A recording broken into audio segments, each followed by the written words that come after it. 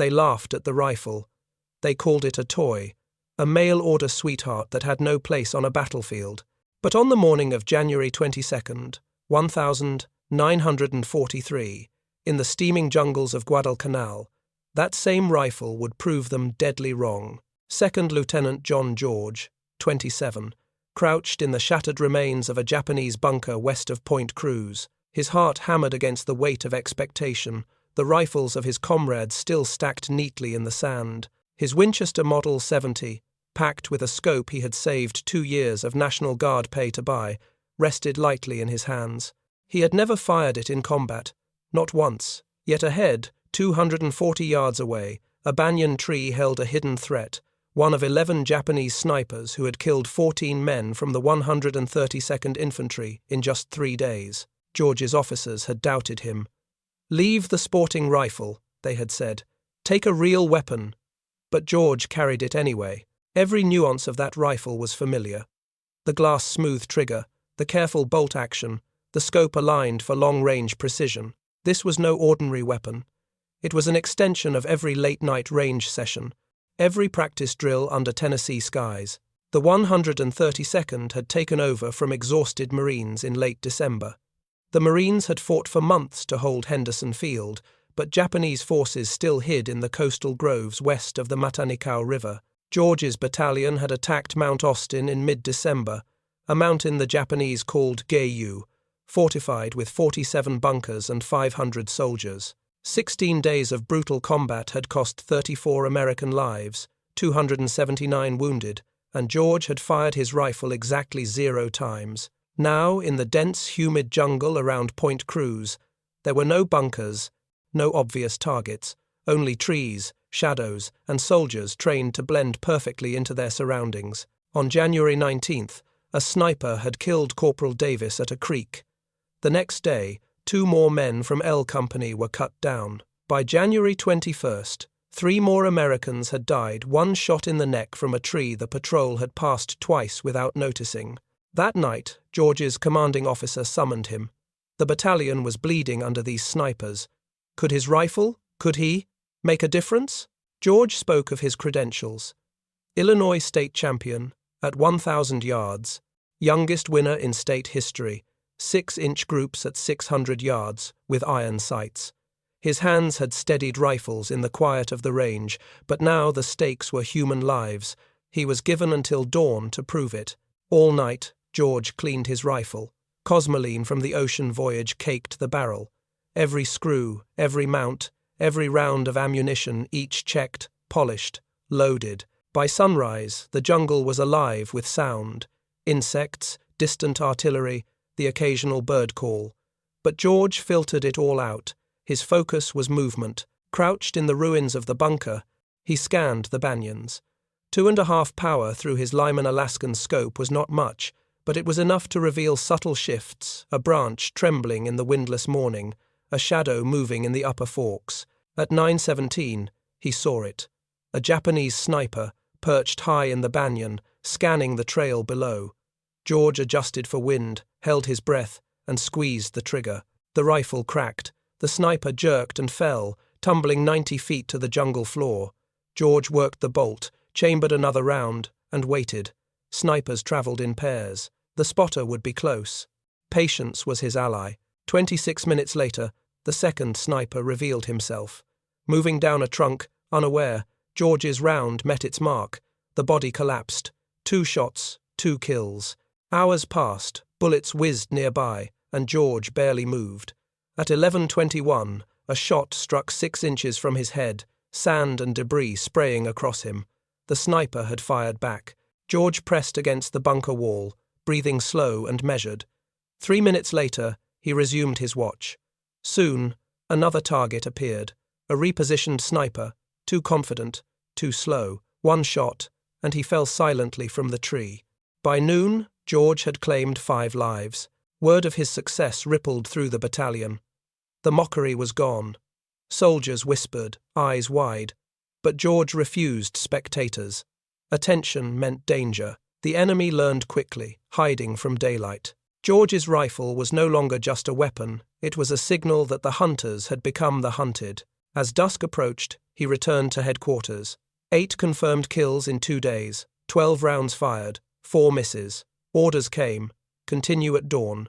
That night, George cleaned his rifle again, loaded fresh rounds, and planned. 11 snipers were out there, 8 down.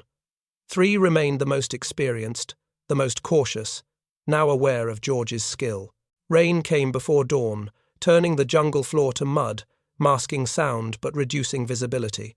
By 8:45, he was ready. Slowly, methodically, he scanned the trees. A sniper appeared, clever enough to use the palm fronds for cover, but George's elevated position on the rocks gave him the advantage. Adjusting for wind, distance, and deception, he fired. The first of the day fell. Immediately, the real threat revealed itself: a banyan, perfectly concealed, tracking his position. 1 shot to the decoy, 1 to the real sniper. 2 kills. George's position was now exposed. Machine gun fire from the enemy forced him to relocate under withering fire. He sprinted, dove, and resumed the hunt from a new vantage point. The jungle had become a chessboard. Each move, each shot, measured and deadly. By the end of the morning, George had claimed 10 snipers. 1 remained. The final adversary, the most cunning of all, was watching, calculating, moving in silence. George had to outthink him, survive him, and finish the job. The final sniper was different. He had watched 10 of his comrades fall over 3 days. He knew the American rifleman's face, his stance, the rifle he carried. And now, somewhere in the dense jungle, he was moving, crawling low, using every vine, fern, and fallen branch as cover. George saw him out of the corner of his eye, 60 yards south, skimming the jungle floor, inching closer to the water-filled crater where George had hidden moments before. The risk was unbearable. Rising would expose him. Waiting too long could let the enemy close the distance. But George had mastered patience, every heartbeat measured, every second a decision. At 9:52, the sniper reached 40 yards from the rocks. He paused, scanning, looking for any sign of movement. George remained motionless, water to his chest, the Winchester raised vertically to keep mud and water from the barrel. Then, in a split second, instinct and training converged. George fired. 1 shot dropped the enemy. A second soldier, hidden behind a fallen tree, moved to cover and raised his rifle. George squeezed again. 2 kills in moments. The jungle erupted. Voices, shouting, movement. Japanese infantry, alerted by the fallen snipers, were converging. George knew he could not face them head-on. With 3 rounds remaining, he made the only choice: break contact. Sprinting north, he twisted through vines, ducked under branches, bullets snapping past him, kicked up mud, and dove behind another shell crater. This one was dry, offering both cover and a clear field of view. From this new position, George watched as more soldiers approached. He had 5 rounds. Every movement could be death. The first man appeared at the crater's rim. George fired. The bolt worked smoothly, and another fell. 2 more soldiers moved forward. George fired twice more. 3 rounds left. Flanked from south and east, surrounded, he realized brute force was impossible. He needed stealth, strategy, survival. He moved northeast, low, careful, using every shadow, every fold of terrain to mask his path. The jungle went quiet again, broken only by distant artillery and his own measured breathing. At 11:13, he reached the American perimeter. A Marine sentry challenged him. Identification given, he walked into safety. At battalion headquarters, the numbers were clear. 11 Japanese snipers dead over 4 days. 12 rounds fired, 11 hits. Then, in a firefight with advancing infantry, 3 more confirmed kills. George was down to 2 rounds. His rifle, caked with mud, water-filled, still functioned. Orders came: clean the weapon, rest, no further operations that day. The Point Cruz groves, the place where so many Americans had fallen, were finally cleared. George meticulously disassembled the Winchester, cleaning every part, checking scope mounts, running patches through the barrel until clean. 5 fresh rounds loaded. When he was finished, word came. Division headquarters wanted him. George braced for reprimand, unauthorized action, operating alone, but instead, Colonel Ferry, the regimental commander, and Captain Morris were waiting. Could George train others? Ferry asked. Could he replicate this deadly precision with other soldiers, using the rifles left behind by the Marines? George agreed. But one condition. He kept his Winchester. Ferry approved. The other rifles, Springfield M1903S, with Unital scopes, went to the men George would train. Training began January 27th, 2 miles east of Henderson Field. 40 men, all expert marksmen on paper, but none with experience hunting in combat. George started with fundamentals: breathing control, trigger discipline, reading wind, using every piece of terrain for support. The jungle rarely offered perfect positions. Stability came from creativity, patience, and discipline. 3 days of rigorous range training followed. Targets at 100 to 400 yards, stationary and moving, partially hidden among branches. By January 30th, 32 of the 40 could reliably hit man-sized targets at 300 yards under field conditions. George paired them into 2-man teams, shooter and spotter. The spotter, armed with a rifle and binoculars, located targets, provided security, and observed conditions. After each engagement, they swapped roles. Redundancy was key. No single man could be a point of failure. On February 1st, George led 4 teams into the field. This was no longer solo heroics. It was strategy, precision, and teamwork. They would clear remaining Japanese snipers from American operational areas, applying George's hard-won techniques to save lives and secure the jungle. Every step George had taken, from the laughter over his toy rifle to the first deadly shot from the banyan tree, had taught a lesson in courage, patience, and the brutal reality of jungle warfare. The men he trained now carried that knowledge forward. A single rifle, in the right hands, could shift the balance. The Point Cruz Groves had been a killing ground. By the end of January, thanks to one determined man and his bolt-action Winchester, it became a field of survival for the Americans. The echoes of those days lingered: the shots, the fallen snipers, the tension that never left the air.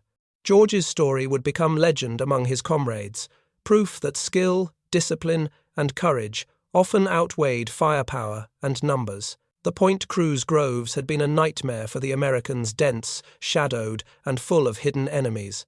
But George had proven one man could change the course of a battle. His Winchester, once mocked, had become an instrument of precision, a tool that reshaped the battalion's approach to jungle combat. February first marked the start of organized sniper operations.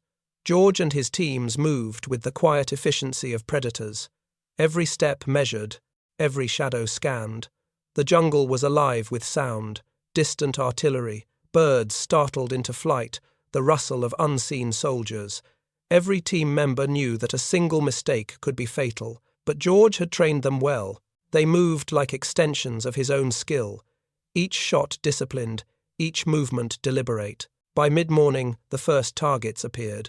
Japanese snipers, confident after surviving the earlier assaults, were now met with American eyes trained to detect even the slightest movement. One team spotted a faint shadow against a banyan tree. The shooter whispered a count. Breath held. Trigger squeezed. The enemy fell silently, a single shot through the chest. The spotter scanned for a reaction, noting every detail. Discipline and observation had turned the hunter into the hunted. As days passed, George's teams cleared the remaining snipers systematically. Each engagement was tense, calculated. They adapted to the jungle as George had, learning the angles, reading wind and light, predicting enemy behavior. By February 5th, the Point Cruz Groves were nearly free of sniper threats. Casualty reports confirmed it. American soldiers could move, resupply, and patrol with far greater confidence. George's leadership went beyond teaching marksmanship. He instilled patience, composure, and tactical thinking under pressure. Men who had once been ordinary infantrymen now became sharpshooters, capable of striking with deadly accuracy. Their success relied on teamwork and trust, a lesson hard won in the deadly green maze of the Guadalcanal jungle. The story of John George and his Winchester spread through the regiment. What had begun as a mail-order curiosity, laughed at by his comrades, became a symbol of skill over skepticism. Officers who had doubted him now relied on his judgment. Soldiers who had mocked the toy rifle watched in awe as he transformed a battalion's capability. The impact was immediate. With the snipers neutralized, American forces could push further west. Patrols moved with fewer casualties.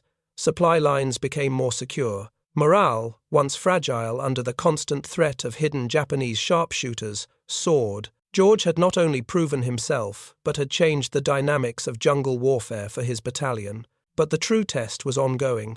The Japanese learned quickly, adapting their tactics, becoming more cautious. Each engagement required vigilance, careful observation, and split-second decision-making.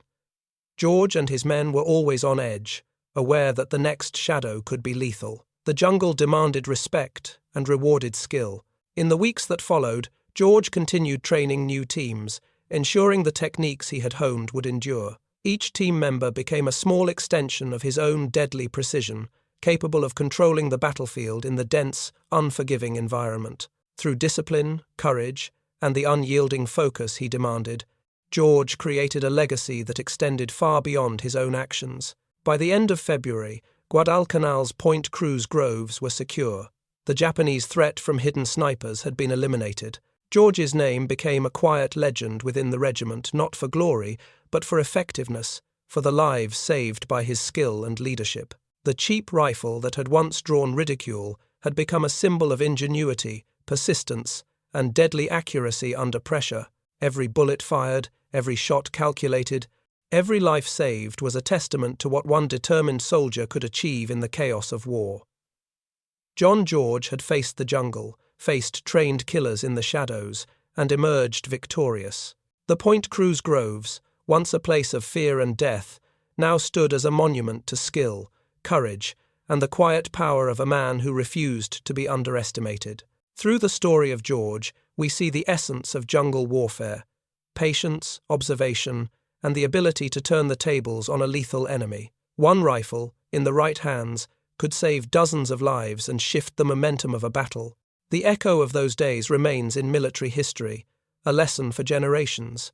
Courage and skill can overcome ridicule, fear, and overwhelming odds. Thank you for watching.